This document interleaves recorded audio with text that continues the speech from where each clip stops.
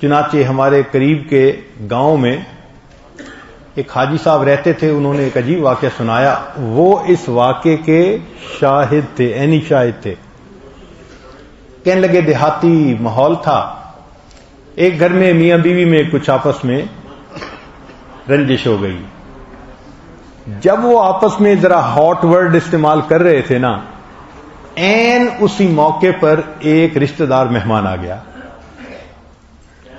اب اس گھر والے نے مہمان کو تو بیٹھک میں بٹھایا اور گھر آ کے بیوی کو کہا کہ فلاں رشتہ دار مہمان آیا ہے. اس نے کہا نہ کھانا تمہارے لیے نہ تمہارے مہمان کے لیے. ہوم گورنمنٹ جب ناراض ہوتی ہے تو کھانا پینا بند ہو جاتا ہے.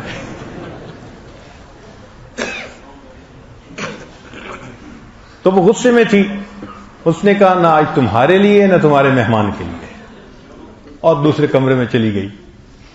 اب یہ بڑا پریشان. خیر آیا، مہمان کے پاس بیٹھا. اس کے ذہن میں خیال کہ بھائی مہمان آیا ہے، تھوڑی دیر میں کھانے کا وقت ہوگا، میں اس کو کیا بتاؤں کہ میرے گھر میں کیا مسئلہ. چنانچہ اس نے سوچا کہ یہ جو ہمارے گھر کے بالکل سامنے والے پڑوسی ہیں نا، یہ بھی رشتہ دار ہیں اور ہمارا ان کے ساتھ بہت بے تکلفی کا معاملہ ہے. وہ ان کے پاس گیا اور کہا جی کہ میرے گھر مہمان آیا ہے اور میری بیوی کی طبیعت ٹھیک نہیں. حالانکہ اس کی تو نیت ٹھیک نہیں تھی، مگر پردے رکھنے پڑتے ہیں.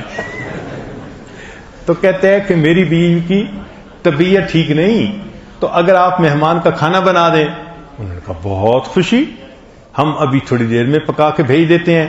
تو اس کو یہ تسلی ہو گئی کہ مہمان بھوکا نہیں رہے گا. چنانچہ یہ آیا، مہمان کے پاس بیٹھا. اب تھوڑی دیر میں خیال آیا کہ مہمان کو میں لسی پانی کوئی چیز تو پلاؤں نا، اتنی دور سے آیا ہے. تو یہ جب گھر آیا نا اندر، تو دیکھا کہ بیوی زاروں قطار رو رہی ہے. بڑا حیران، یہ شیرنی رونے والی تھی تو نہیں، آنسو بہا رہی ہے.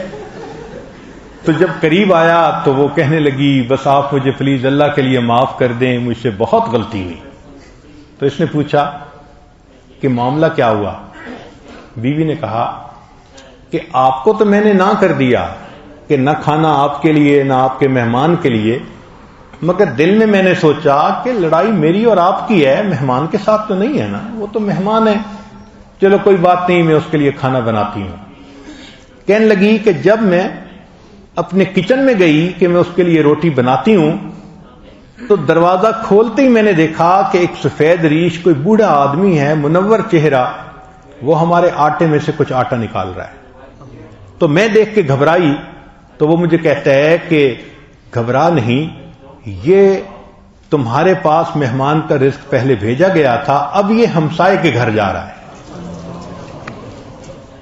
تو کہنے لگی کہ مجھے اتنا افسوس ہوا کہ اللہ نے اس کا رزق میرے پاس بھیجا تھا، میری بدبختی، میری وجہ سے وہ رزق کسی اور طرف لوٹا دیا. تو میز مہمان بعد میں آتا ہے، اللہ اس کا رزق پہلے پہنچاتے ہیں.